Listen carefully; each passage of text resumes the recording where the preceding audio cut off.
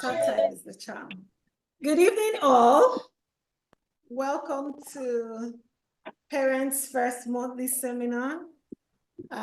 We aim this seminar at strengthening families, thereby making the world a better place for us all. Parents First is powered by Hugh Secondary School, a school for boys here in Enugu. My name is Sandra Zigo. I'm happy to be here today. And the topic for the day is parenting for character. Parenting for character. And joining us is Dr. Andy Mullins. Like, I'm particularly excited because that was one of the first parenting books I read. So I'm glad to hear from him directly. So Dr. Andy Mullins teaches formation of character at the University of Notre Dame in Sydney and runs a small university project in Carlton. Formerly the headmaster of Redville and Wollemi colleges in Sydney. He is the author of Parenting for Character. I recommend the book, Parenting for Faith, and a soon to be released discussion workbook for parents. His doctorate investigated the neurobiology of virtues. Dr. Andy Mullins, I'm excited to have you here. Welcome. Welcome to Parents First. Welcome. Sandra, thank you very much. Thank you. I have very, very good memories of my trip to Nigeria some years ago as well, when I was talking at White Sands and also in Aba. I learned a lot about your country when I was there, and one of the most beautiful takeaway messages that I had was that we should not raise children so that they are butter eaters, using the translation of the Nigerian word. I really enjoyed the trip there. It was beautifully looked after. Now, here we go. What I'm going to do is I'm going to share a screen, and there's a number of slides. And what I'll try to do is to talk as I go fairly material. And we will have time at the end for some questions. Here we go. I'm going to share my screen. Oh, good.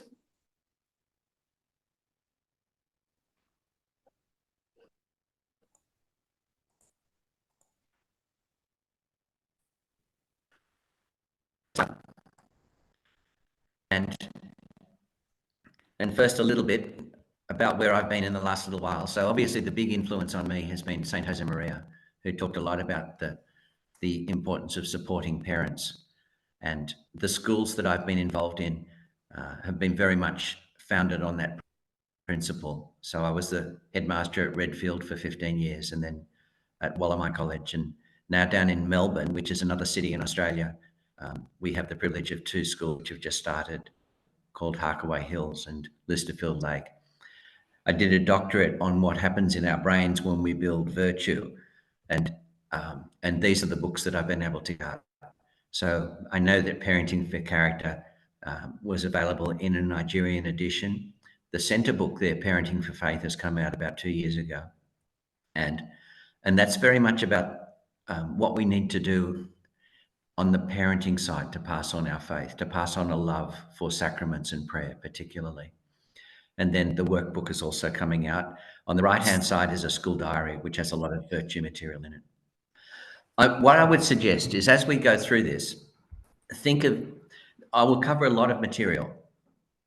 So I think the important thing is note down 2 or 3 points that strike you, and then talk about them together tonight or tomorrow or whenever, and try to get a resolution for your family, because I don't have any doubt that if you're able to implement 1 or 2 resolutions that strike you from the presentation this evening for you, you will find that your family life is changed for the better in many ways. The first obvious thing is to get you thinking about the unity that you're able to present to to the family and the children. This is very funny. I put that picture there, but there's a psychological study that shows that when you put people who don't know each other together and you get them to look into each other's eyes and then to share opinions, that those people will form a personal relationship very often. And in fact, the psychologist that first presented that study tracked the people doing the study, and he found out that some of them actually ended up in relationships, and one couple even ended up marrying. What's the point? The point is that we are wired to pay attention to people, and it's really important in your family relationships that attention to the members of your family takes absolute priority, because that will also consolidate your relationship with each other. We need to pay attention to each child. We can't give children the cold shoulder. We can't decide that somebody doesn't deserve my attention today. That sort of idea. It's bad parenting, or it's marriage. I have some very funny stories over my years working in schools. There was a gentleman who was, he's a fantastic guy and a fantastic teacher, but he's a very forthright man. And he was driving home on the 14th of February with his 10-year-old boy. And his son said to him, and I don't know, I suppose you have the same custom. Am I coming through clearly? Yes. Yes.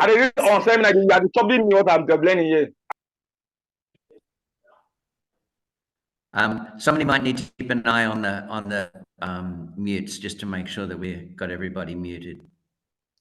One of the boys was driving home with his father, and it was the 14th of February, which is Valentine's Day in Australia.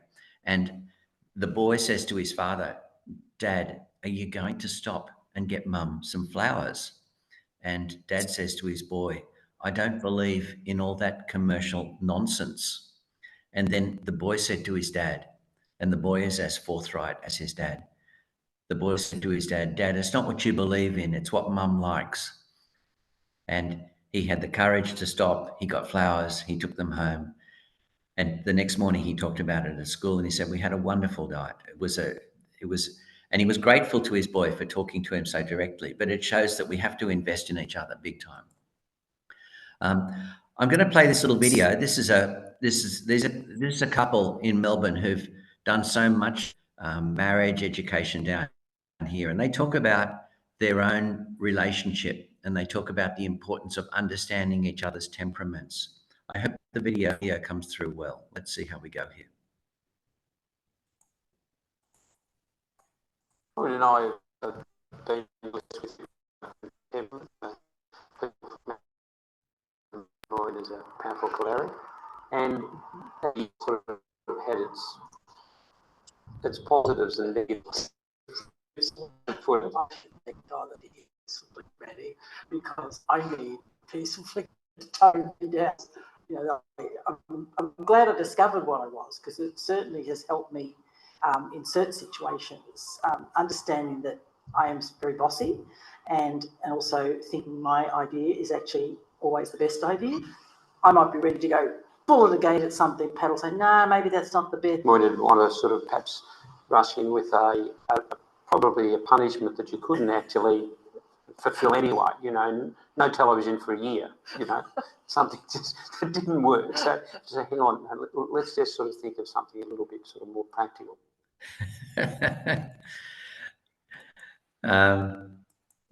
Let me just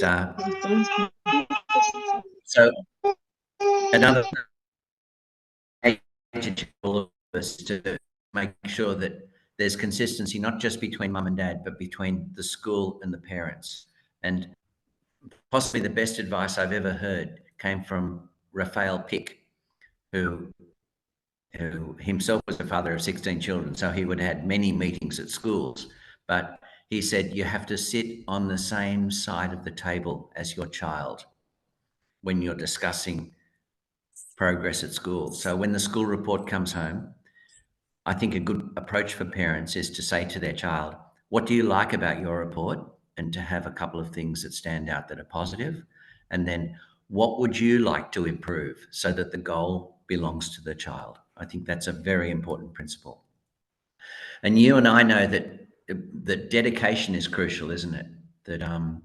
That if mum and dad are not putting enough time into the children, particularly happening if dad has real worries about his work and he comes home and is thinking about the family enough, or if mum and dad are having frictions between themselves, that's a recipe for catastrophe. Parents need to be focused and dedicated to their children. And in the end, who is going to raise your children? No one else. You are responsible. Mitch Albom has written a number of beautiful books, but one of the things he says that caught my eye in one of his books, he said, all parents damage their children. It cannot be helped. Youth, like pristine glass, absorbs the prints of its handlers. Some parents smudge, others crack, and a few shatter childhoods. I mean, it's a fairly sobering quotation because it gets us realizing that everything we do, the children are watching. And if we don't manage our emotions well, we will give the kids life. And that's quite serious, obviously. Another principle is every child. And think about how you help each of your children appreciate the special else, as well as, of course, the dignity that they have as children of God. Do you see the two children in the picture here who are wearing pink tops? They're twins. Bluetooth mode. Bluetooth connecting. Wait. And they're identical twins, but they already have somebody needs, I think we need to mute somebody. Good. The two children are identical twins, but they have different temperaments. It's amazing. So temperament is established so early in a child's life, perhaps in the womb, that we've got to really make sure that we appreciate in each individual. This is a very important slide. On one occasion, I went to a conference years ago, and the person who was giving the conference was the director of what's called the Institute of the Family in Australia. And he said simply that all good parenting comes back to one graph. And I'm thinking, I want to hear this. And he said, on the graph, on one axis, clear expectations or high expectations. And he said, you have to be high on, you have to be high on affect and high expectations. Not high on, if you're just high on affection, children will not be ready for life. And if you're high affections and you're very demanding of your children, but there's no affection, then you will drive them away eventually. Very serious consequences, because even St. Paul, I think, says, doesn't he? St. Paul says, don't drive your children to resentment. And by having high expectations with action, we drive children to resentment. So think about what the level of affection is for each one of your children. Very funny story. The gentleman who took over from me at Redfield has a very big family. And he told me this story about how he had grown-up children, and he also had still little children, and his 5-year-old boy was sent upstairs to his bedroom because he had copied the very, very colorful language of the older boys. And finally he came down to, after his isolation time was finished, and he came down to his mother, and his mother was preparing the dinner. And he says to his mother, Mum, I don't want to live in this family anymore because I can't say, and he says the word that he used, I can't say that word whenever I want to. And Mum just keeps doing the dinner. And says, oh, mate, where are you going to live? And he says, it's okay, you guys are going to have to move out. And then he says, but what are you going to eat? And he says, I'll just take a banana. It's okay. So she has tried reasons, and reasons have worked. So then she tries affection, and she says, oh, who is going to give you cuddles? Who's going to hug you? And the little boy goes all wrinkly, and he says, oh, I think I made a mistake. Affection always wins. And you've got to know how to win your children with affection. What about high expectations? I know that St. Josemaria would say demand through affection. So we need to have high expectations, otherwise children won't be ready for life. But do we do affection and through affection? Are we very affectionate in the way that we put expectations? What about example? This is obvious, but I'm going to put something in front of you that's a little bit different to the normal expectations of example. Think about your emotional example. Think about how you teach your children to manage their emotions. And the two great emotional domains that we need to keep coming back to ourselves and teach the children are how we manage our desire for pleasure, that we do things that we enjoy, but we do those things at the right time. And how do we manage our reaction to things that we don't like? Do we get stressed? Do we get angry? Do we get impatient? Do we lose our temper? It's very interesting, this, because if we don't give children the right emotional example after, because emotions are our motivators, then they will be dragged in all sorts of dangerous directions. A parent who, I went to a picnic yesterday afternoon with some families in Melbourne, and I was very edified because sometimes when you go to a parent's picnic, the parents stand around while the children are playing, and the parents stand around and they're drinking alcohol, and there's nothing wrong with that, but their attention is very much sort of on their own enjoyments.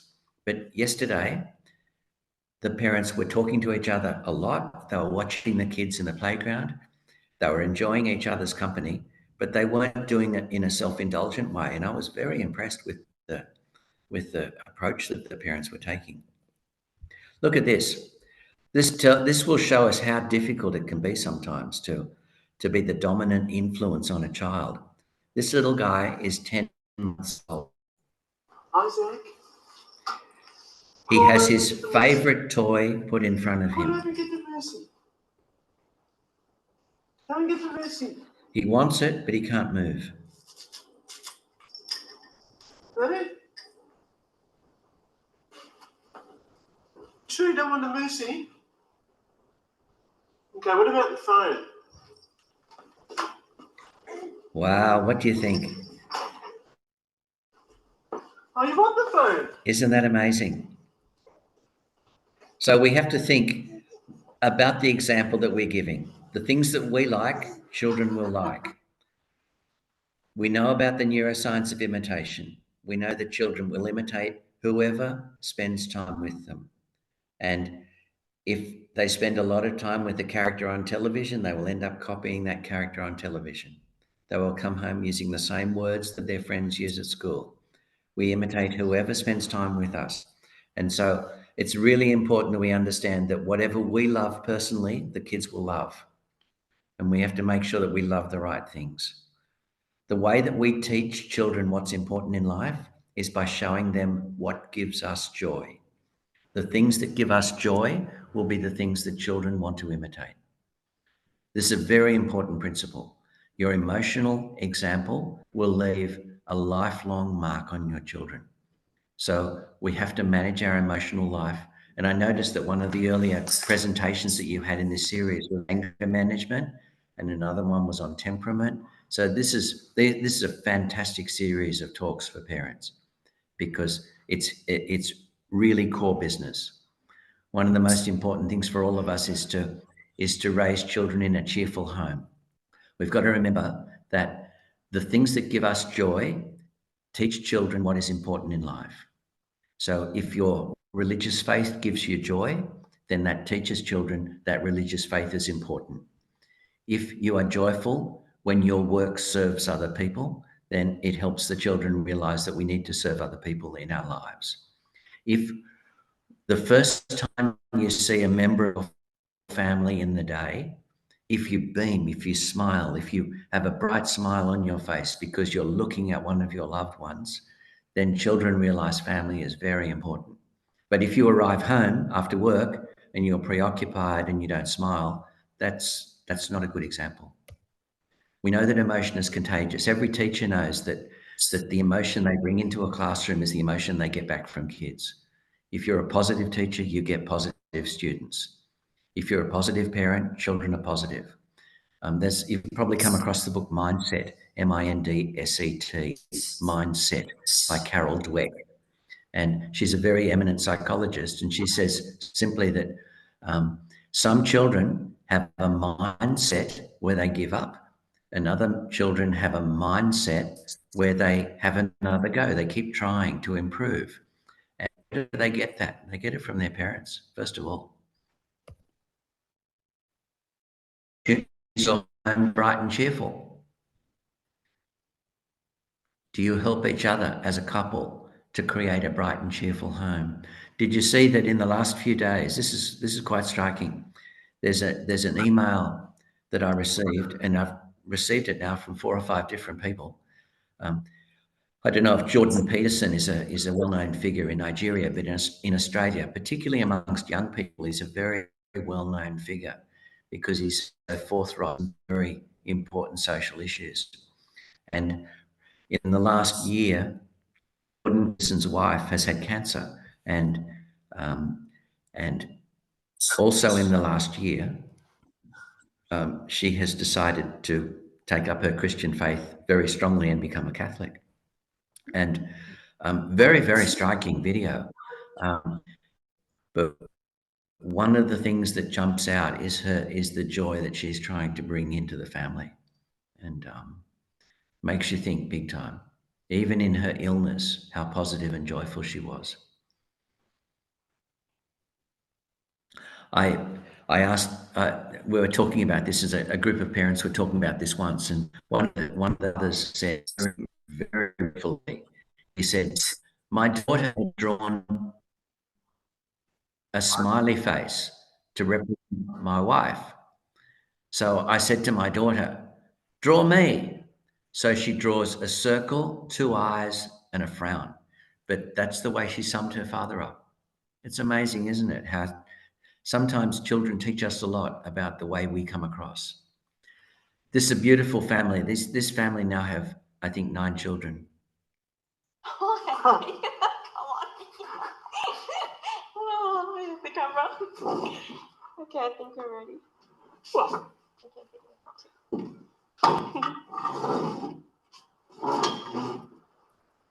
I think for me, one of the most important things is cheerfulness. I find that if you're cheerful, if you're joyful with each other, it's much more difficult to get impatient with each other and with the children.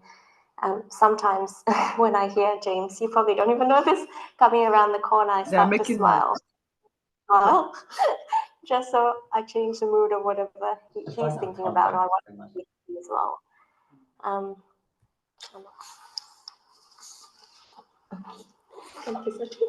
It's a very simple principle, isn't it? That Jill, the mother, takes on the responsibility. Sorry, I think I've gone. That's right.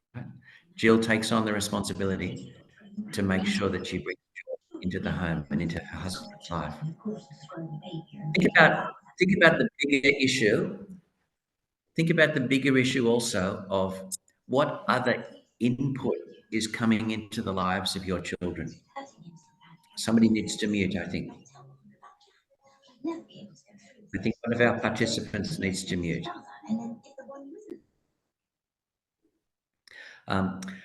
Think about the other example, the other example that your children are being exposed to. This is super important because children imitate whatever they're exposed to. Look what Aristotle says. Aristotle is, I've found the work of Aristotle amazingly perceptive. He's better than every parenting book. And he talks about the natural imitation of children. We always like best what we first experience. So we have to keep children strangers to what is bad. In other places, he says, you know, don't take your children to the theatre, because apparently the theatre in Greek times was fairly bawdy. But what would he say about the internet? What would he say about television at times? What would he say about YouTube if we're not supervising children on YouTube? So there's something big happening there that we have to manage in the life of children. Another silly story. One parent in the school was saying to me, I learned a big lesson last night. I asked my daughter, what do you think I love? And he was hoping that his daughter would say, you love my mother, or something like that. But instead, the daughter says, you love to lie on the couch, look at television, drink beer, and put your feet up. And that was the way the daughter summed up the likes of her father and what inputs he wanted. You know, we've got to always have this desire to give our attention to people, not to things. That's What about customs of communication? Think about this one. I asked one of the parents that I've had most admiration for in all of my teaching. I asked him, what's your secret? And he said that when my boy, who was at that time 17, was about 12, so about 5 years before, when my boy was 12, I was not happy with something that he did. So I said to him, we need to talk about this. He spoke to him quietly. He was a big man, but he didn't raise his voice. And he said, I was very proud of my boy because he had tears in his eyes. And that was a fantastic sort of outcome, he thought. He has a good heart. But then 2 days later, the same behavior came back. And the father said, this is not my boy's problem. This is my problem. I have to give my son more support because he has shown me that he has a good heart and he wants to do the right thing. So then he started to have a conversation every week with each one of his children where he helped that child have a goal for the week. And 5 years later, we saw the benefit of that. The kids were marvelous young men. This young guy was school captain. He was a hard worker. He was a marvelous sportsman, tough as nails in cross-country running, beautiful soccer player. And in the end, all of this good, much of this good of his character came because the father helped him have a goal every week, one-on-one conversation. Think about Pope John Paul II. When Pope John Paul's mother died, when he was about 8, his father took early retirement from the army so that every afternoon he could be at home and spend time with his son, and they would go for a long walk every afternoon. And look what he gave the world. He gave the world John Paul. Makes me think big time. What about the cherished values that you're passing on? What conversations do you have?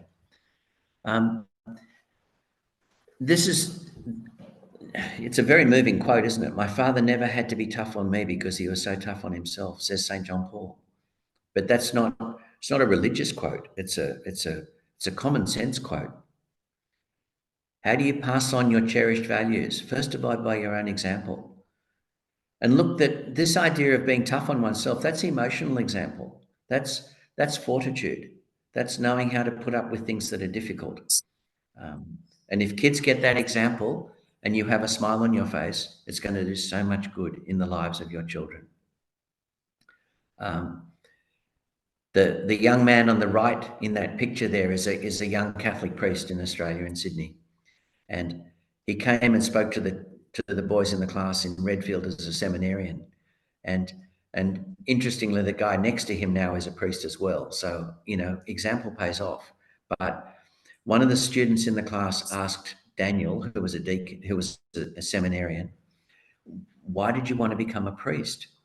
And he said, when I was 7, my father said to me, Why don't you pray every day to discover God's plan for you? He didn't say pray to be a priest. He said to discover God's path for you in life. And I knew he was a good boy. I would see him in the chapel praying, and I would think to myself, Daniel, go out and play with your friends, I would think, but he knew better. And he said when he was 12, he had a deep realization and a deep peace came over him when he realized that he was called to be a priest. Extraordinary story. What about right and wrong? How do you form the conscience of your children?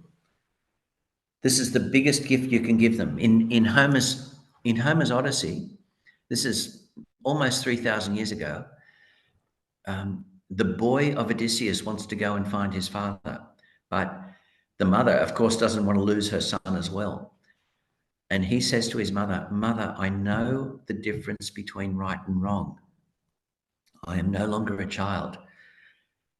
In ancient Greece, the idea of having a good conscience was crucial to growing up.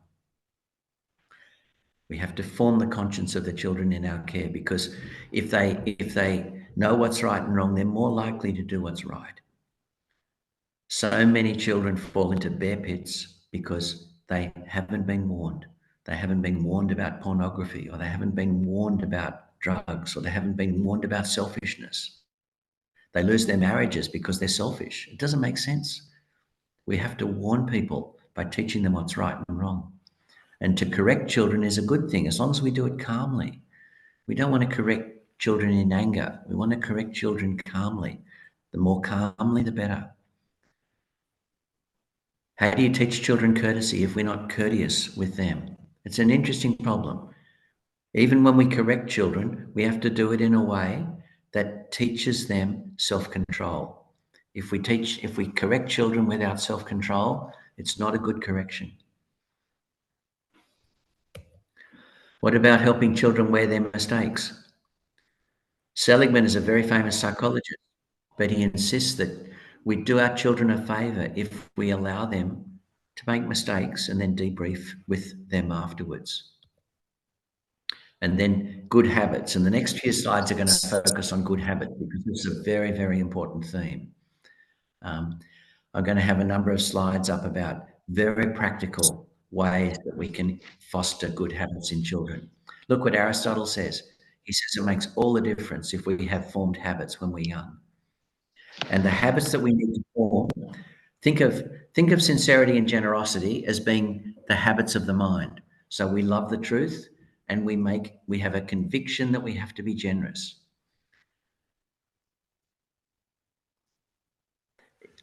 I don't know if any of you speak Latin, but if you see underneath the shield there, that's the Redfield College shield, and it says Veritas Liberavit Vos. This is very embarrassing, but the first time that we sent the shield to the printers, we didn't put Liberabit, we put Liberavit with a VIT at the end of it. And Liberavit means that the truth used to set you free. It doesn't set you free anymore. So we had to pulp a lot of that. It was terribly sad. Okay, here we go. Moral formation of children. This is from Aristotle. He says there's two dimensions to the moral formation of children. You train them, particularly in their emotional responses. And that happens particularly in the earliest years of a child's life, so that you build up good self-control and you build up a good toughness, a good resilience. And your face, if you like, is the first classroom that your children have. They need to see that you are happy with things that are of value, and that you're sad when something is not good, but not sad for a trivial reason, and not sad for a self-indulgent reason, but sad because of something objectively difficult, bad.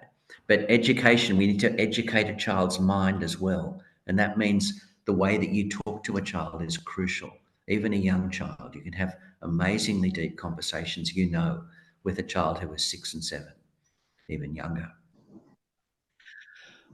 The idea of respect for others has to be an absolute key principle. And in Western societies now, respect for others is one of the values that we're losing. We forget that that justice and charity have to underpin every action. So think of the cardinal virtues and parenting for character. Parenting for character. Man of the match, and although City dominated the game, it was a big point for Liverpool. I think we need a mute on one of the screens. Think of the 4 cardinal virtues. Think of the 2 virtues which manage our emotional responses, which are temperance and fortitude. And we need to train ourselves in temperance and fortitude and train children in temperance and fortitude. And then prudence and justice are the virtues of the mind. Think of sincerity and generosity as the way that we build up prudence and justice. Think of the 4 cardinal virtues in practical terms. That temperance means not just saying no to ourselves. You know, I'm going to say no to too much alcohol. Okay, good. But think of it in positive terms as well, that temperance is love for good things. Fortitude is the capacity to reach difficult goals because we know how to manage our fears. Justice means kindness and respect for all, always. And prudence means that we live in reality and we set goals for ourselves. Very simple. But if your children have these 4 qualities, if they can manage their pleasures, if they can manage the pain and discomfort that life brings, if they can be kind always and respectful of others, and if they can set goals for themselves, they have the world at their feet. Think about self-control. So I'm going to talk about temperance here in these bullet points. It's not just about, not getting hooked on television or on screens. It's about loving what's good, true, and beautiful. That comes from the ancient Greeks, but it's a really important idea. And even St. Paul says, doesn't he? St. Paul says, fill your mind with what is good and pure. Same idea. Early experiences are crucial. If children, you've seen this, the best advice from pediatricians now is that children have very, very little screen time before the age of 2 or 3. Because if children have a lot of screen time before they're 2 or 3, they become hooked on television. It's wrong, it's bad. And it doesn't mean that later on they won't be hooked on television, but nevertheless, right?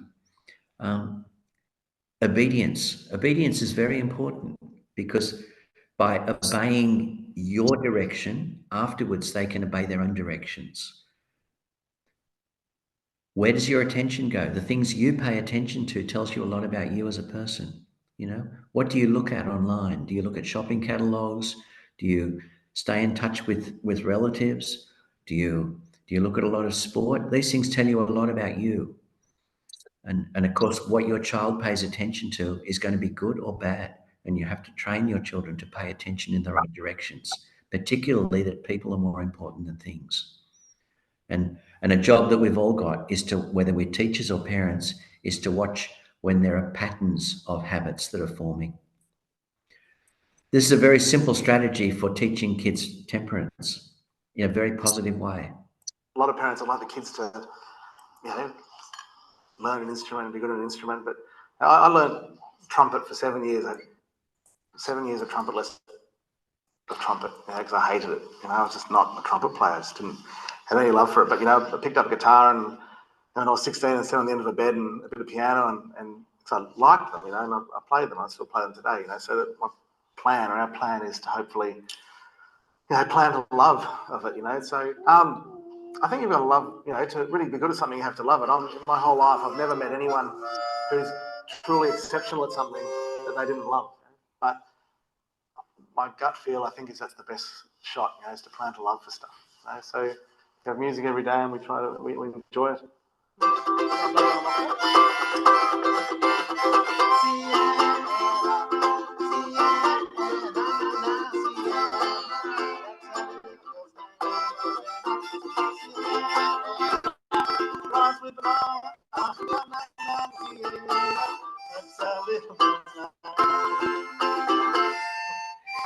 Did you see what he said to his when the words he was making up in the song? His daughter's name is Sienna, and he said Sienna rhymes with banana.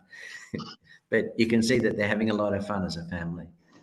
And he's teaching his children marvelous skills as well in the process. What about fortitude? The shortcut to fortitude is to have structure. So routines and timetables help children put structure in their lives and to run their own lives in the end. Think of work as a school of fortitude, but it's also a school of service. We have to teach children that work is service to others. It's focused on people. It's not for my pay packet primarily. Think about how you model optimism, that nothing's a problem. We can sort this out. Or do we have meltdowns? We shouldn't have meltdowns because there's a crisis. Raphael Peake, the father of 16, would say, when there is a crisis, rejoice, because now you can see what the problem is and you can sort it out. Every problem can be solved. Very positive. Look at the little guy in the picture. What's he doing? He's doing the vacuuming. At Redfield, every year we would have a conversation with the year 2 parents. I think we have somebody who needs to mute. Every year we would have a conversation at Redfield, and we would get the parents of the youngest children together, and we would have a survey to see what they asked their children to do. And in the end, one of the parents just said, "Oh yeah, no, Mum doesn't do anything in the family that anyone else can do," which is a pretty good principle. And then another mum blurted out, she said, "If he's old enough to walk, he's old enough to vacuum." And I thought that was a fantastic principle. Whatever kids can do, they should do. Another beautiful little principle about learning fortitude. This comes from a couple who have been instrumental in starting a school here in Melbourne. We thought a little bit about how in the kids, and one thing that Sorry, I'm just going to get the sound right on this. Just a moment.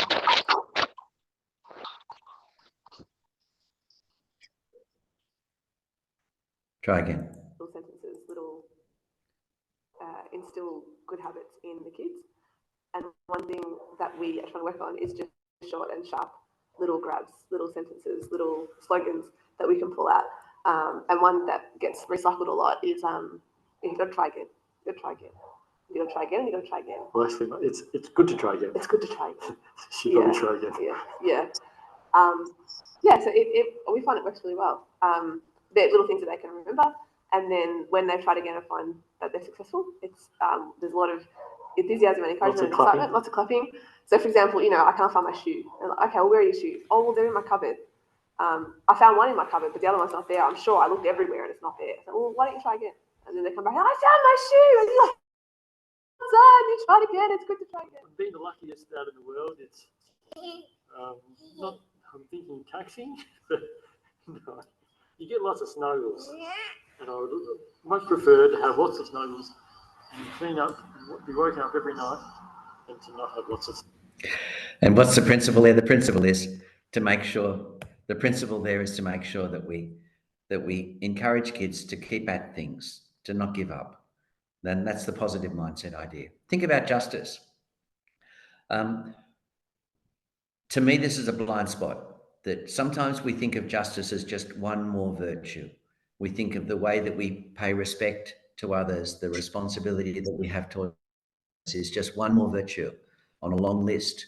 But this is the virtue of the will.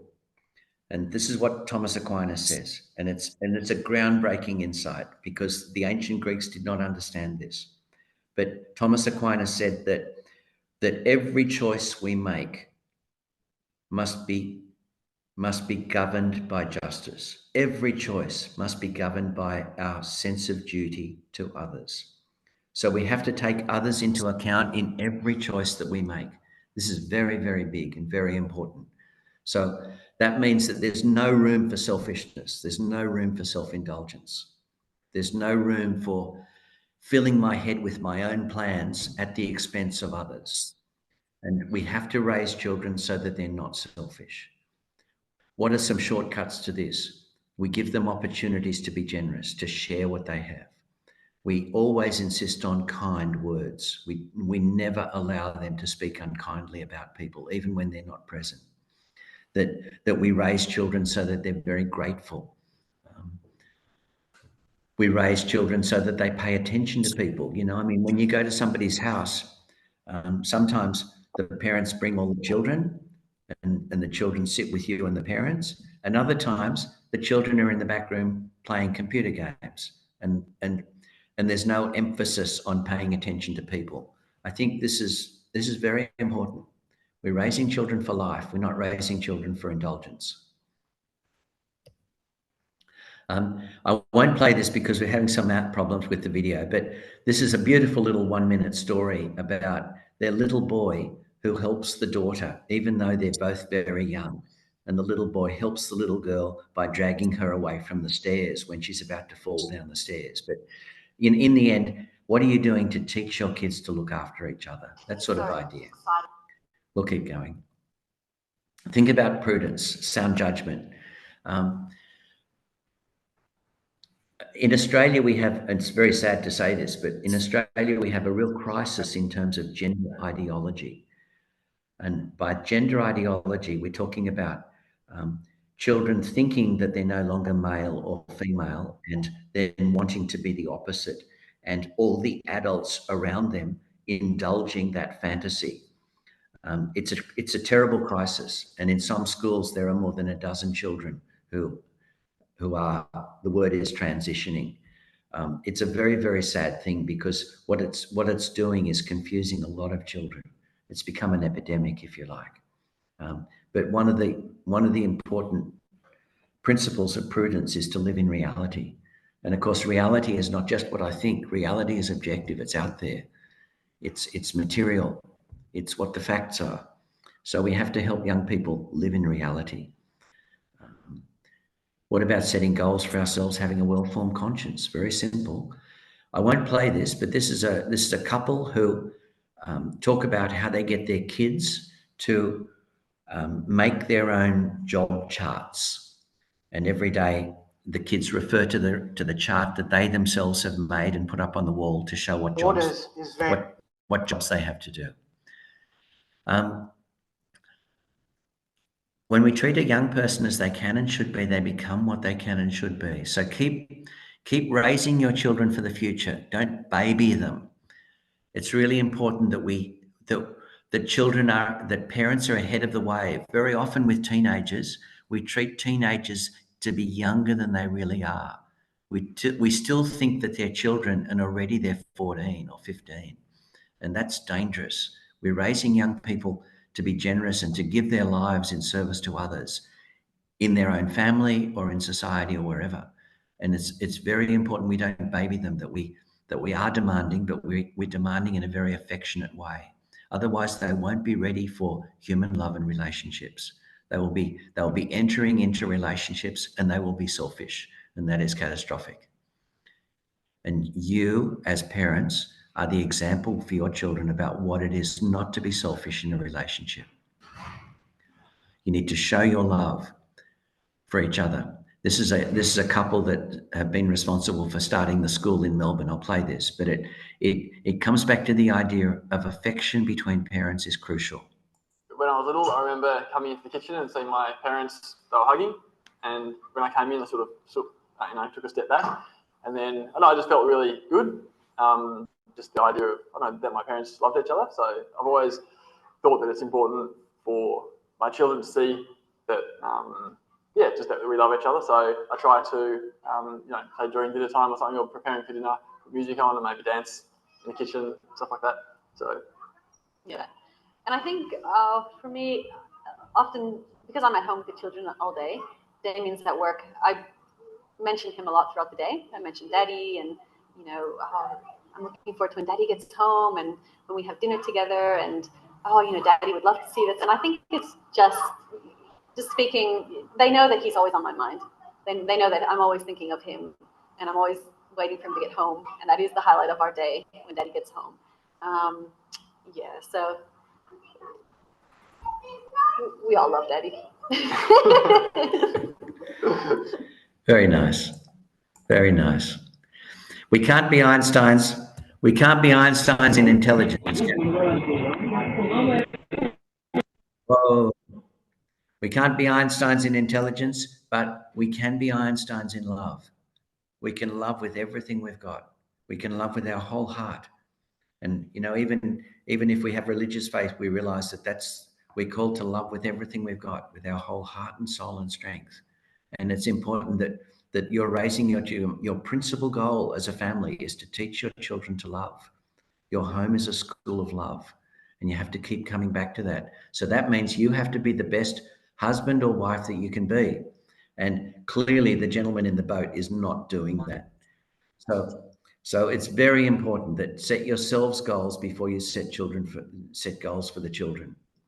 And this is about the last point that I have, but I had this beautiful privilege of going to New Zealand, probably just after I was in Nigeria, to be honest. And I was up the top of this hill called Mount Maunganui.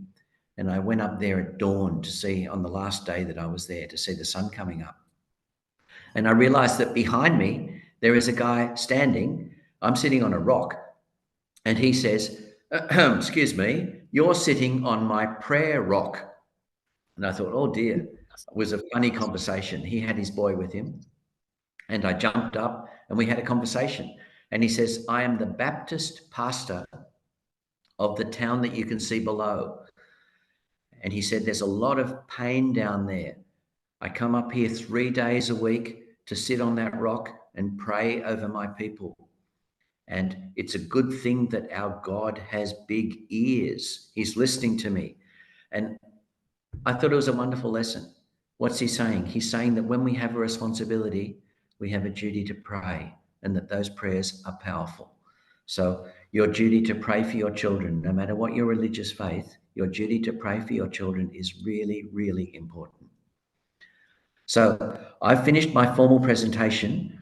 I'd like you to think about what you're going to take home and talk about. That's a kookaburra. That's an Australian type of kingfisher that often when you're having an outdoor meal, he'll come and raid the barbecue. But what are your take homes? He's got his take homes. But what are your take homes?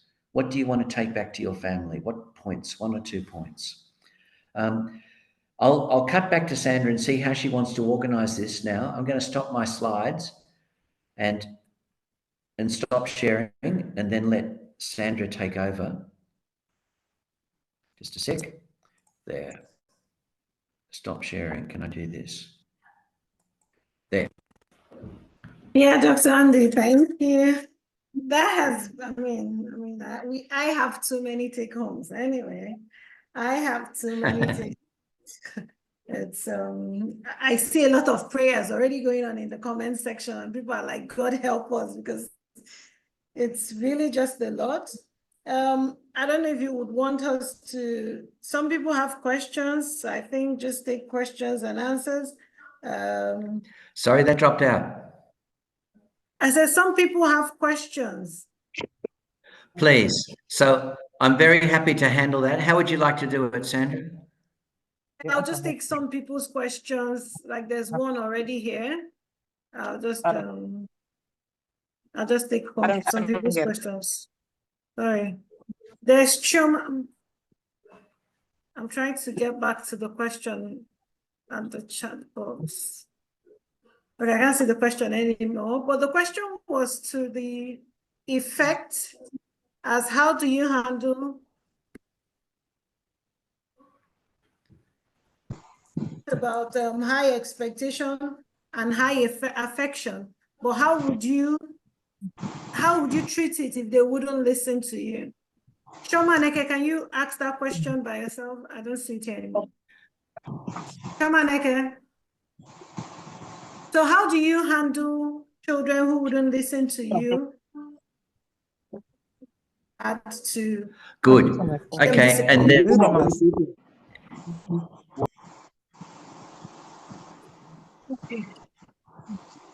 will I answer?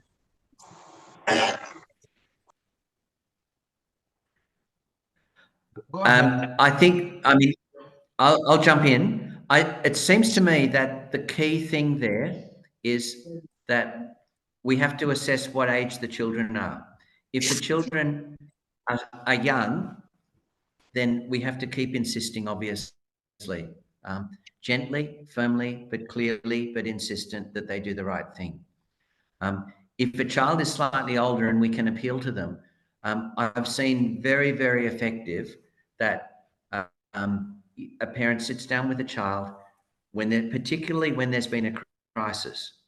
If there's been a crisis where the child has made a bad mistake, and because they didn't listen, then I think it can help a lot to go for a walk with the child, the boy or the girl, and to talk to them and to say, listen, I allowed you to make that mistake because it's such an important lesson in life. Do you realize that because you did that thing, that had that terribly bad outcome? And I want you to stop and think about this. But don't do it on the spot. Don't do it with emotion. But afterwards, debrief the child and help them realize that the cause of the problem was their obstinacy, or the cause of their problem was their lack of obedience. And you may need to do that several times, but the important thing is not to run out of patience. Not to run out of patience. Sandra, will we try another question? Oh, yeah. Okay, so who else has another question? Let me see the raised hands. Okay, so my own question anyway is, I see this, I think it's one of the things that pops out to me, and that is the fact that I'm actually training for emotional responses. Their emotional responses, and meanwhile, it's a lot, because the moment you come in and you see this mess or whatever they had created, the first thing is that you are all emotional and everywhere. So how do you really get mindful of the fact that what you're how do you do that? How do you really... I love that. That's a very nice question. Sandra, that's a very nice question. And it's a very real issue. Yes, it is. Children are very forgiving. That's the first thing. The children know your heart. They know that you love them. But we did a survey with children when I was at Redfield. It was an anonymous survey, and we reported back to the parents in a parent function about the survey. And we discovered that when children were in trouble before they were teenagers, they blamed themselves. Even when mum and dad were very upset and didn't show much self-control. But when they were teenagers, they started progressively more and more, the older they got, to blame mum and dad for not having self-control. It was quite interesting. So the crucial thing, I think, is that we know how to apologize sometimes to children. If we've overreacted, say, listen, I should not have raised my voice, or I shouldn't have slapped you or whatever, but you have to understand that I need to correct that behavior because your little brother is seeing it, or something like that. I remember a funny story once from school where a boy was in trouble, and the teacher who was coaching a rugby team sent the boy out, and he said, "You've got to go and get a shower, get out of here," because he was misbehaving.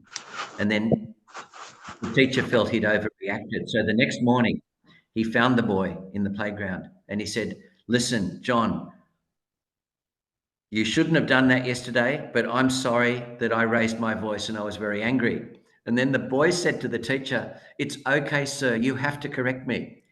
Isn't that nice? Yeah, that's good. So he knew he needed correcting, and it's nice to know that we're dealing with human persons too. That's right. Children know they need correction, but we have to do it in a way that the message is understood. And because if we get too cranky, they will then blame us and use that as an excuse not to listen to the correction. So someone says, I think it's Father Jacqueline, that says that in love, through love, with love. So I think here really comes through. Then my second question is okay. So unity. I can see some hands. There are some hands up who may wish to answer. Okay, 2 hands up. Okay. So I think people should start writing their full name. Please unmute yourself. Yes, okay, forgive me. Yeah, question that was first asked, I thought was pertinent because I had that on my mind myself. But when you answered it, you said if they are young, and you stayed there. So I have um two children, the teenage side, and one who's young, and that one that's young is a walk in the park at the moment compared to the older ones. So I desperately wanted you to answer it from the older children's point of view, how you would respond, because I struggle with that all the time. And the second question she asked about emotions is also very good because I also struggle with that as most of us, maybe Nigerian only parents. I don't know about others, but we Good. struggle with that a lot. Good. So just to help us respond to that question from the older Okay. Good point. Thank you. Yeah. Thank you very much. And this enables me to raise a really important issue. Think about teenagers. Think about, and we've all been teenagers, so think about the way that teenagers can sometimes live a life that their parents are not very aware of. Sometimes children can do things with their friends that the parents have no knowledge of. Sometimes children can be in their room and doing things that they're being deceptive. Sometimes they don't tell their parents what they're doing on social media. Sometimes they don't tell their parents what movies they've seen over at a friend's place. And this is serious because if you don't know what is happening in the life of your child, if you don't know what is happening in the life of your child, then it's not possible for you to be a decisive influence in their life. So it's just absolutely important that you have an ongoing conversation, a trusting, open conversation with your child. Now, if you are always finding that that conversation is being impeded by your anger and your impatience and your frustration, then that's not good. You won't have the capacity to have open conversations with your child frequently. So you need to go back to the drawing board and see, how can we reset this relationship? I think of one friend of mine who he was very frustrated with his 14-year-old son's behavior. So he realized this isn't working. I'm telling him I'm not happy with the values that he's getting from his friends, and I'm not happy with the thinking on weekends. So he realized I have to be more part of my child's life. So he realized his boy loved water, he loved the ocean, and he bought a boat. And they spent weekends in the boat together. And they did for a couple of years. And it made an enormous difference to the relationship. And the boy changed his group of friends, he changed his behavior. And in the end, the problem was solved. And now, years later, the young man is fantastically happily married with a family and very responsible. Makes you think. We have to know how to intervene in a decisive way, not just in a way that seems like a Band-Aid. Fantastic, thank you. I think cultivating friendship then, like really cultivating honest friendship. All right, so we'll take Cultivate Eugene. friendship. Jude. All right, great. Eugene, Thanks so much for the DK. presentation. Okay, is that you? Yes, please. Okay, go ahead. Yes, please. Yes, great. I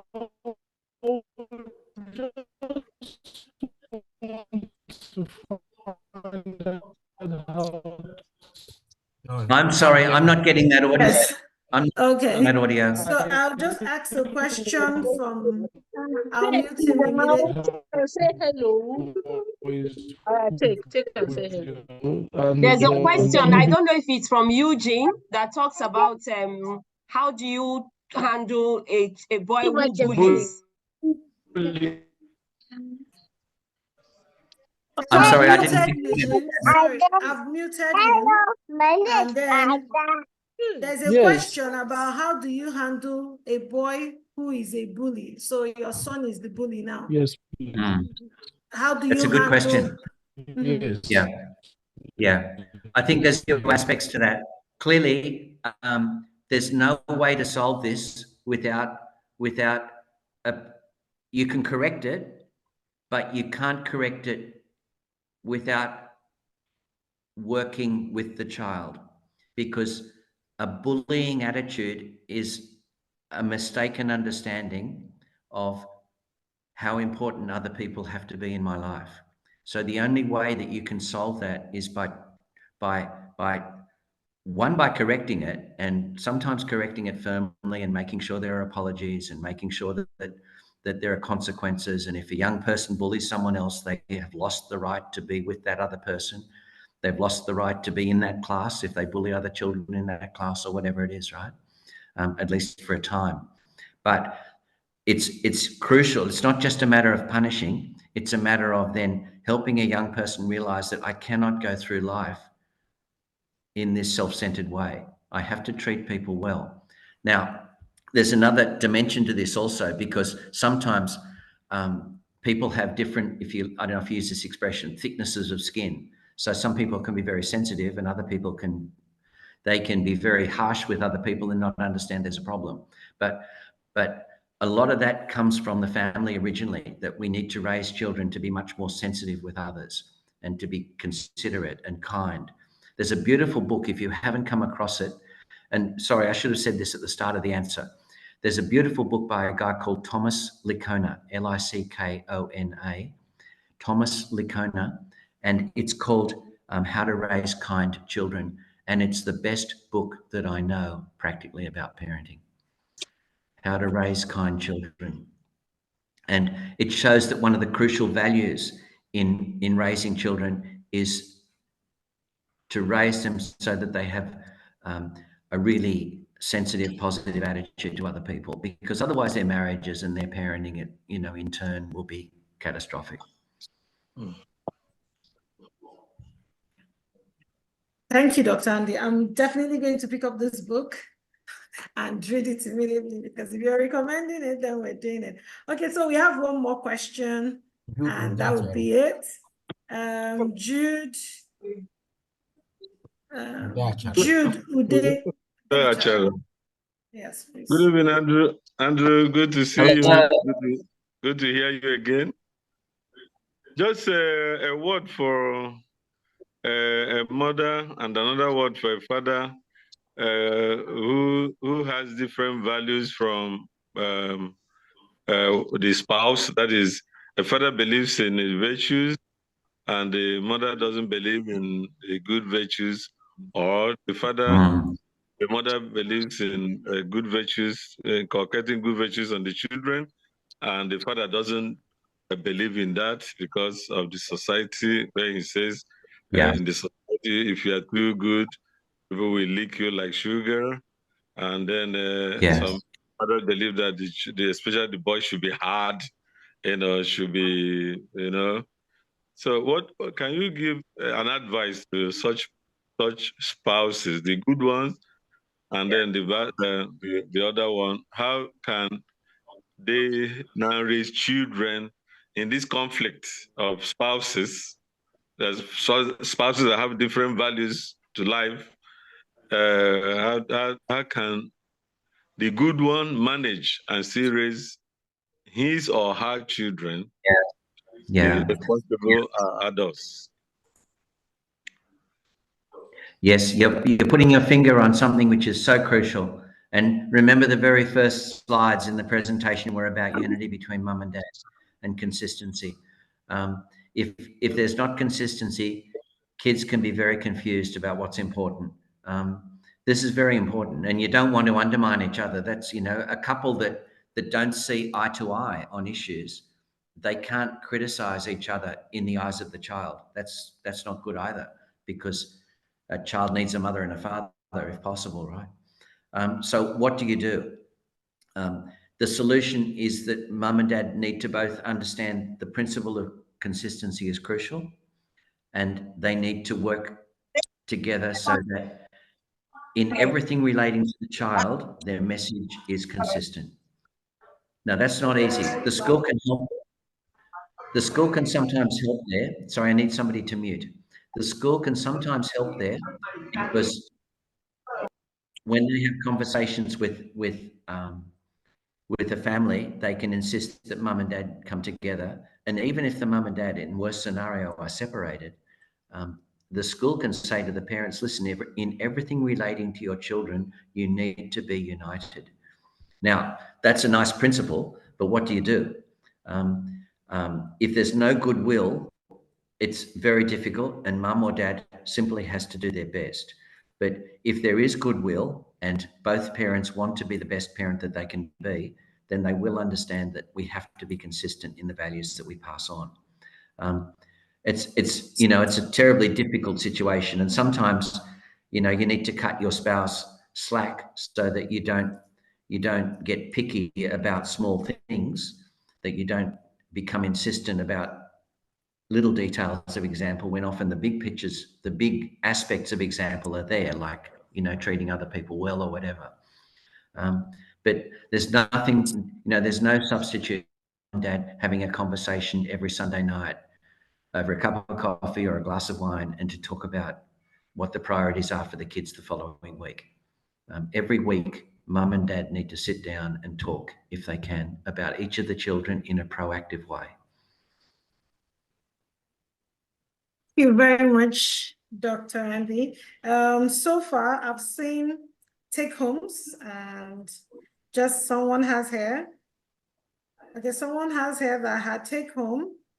The highlight being, okay, she said there are many take-homes. The highlight being that the level of emotion, that's the expectation, should match the affection, and so that's her take-home. And then one says that children imitate what they see and not necessarily what you preach. Of course, we are very good at preaching.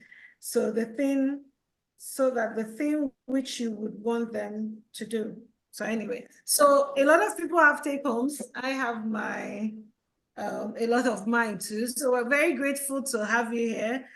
We definitely cannot answer all the questions because I'm seeing a lot more questions coming in and a lot of hands raised. But of course, reminding people that we have this How to Raise Kind Children as a book to go refer to. We have a Facebook group that you can ask questions and we would answer you. And I know somebody will put the link of the Facebook group.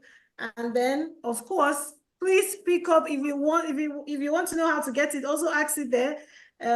Dr. Mullins' book, Parenting for Character. Fantastic, fantastic book. Sorry, you wanted to And say Sandra, something? if you're quite welcome to put my email address up if anybody wants to get in contact with me about particular books or whatever. Oh, fantastic. Thank you very much, Dr. Andy Mullins. It's been a pleasure having you. And so I'll go reflect. I like the point where you said we should come back weekly and see if what we're doing is working. And so that's fantastic to go back and start implementing. Thank you. Good on you. Really good being here. All right. Bye. Goodbye. Goodbye. Thanks. Bye.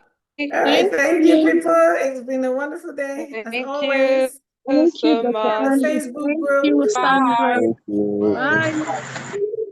Bye. Bye. Well, thank you. Bye.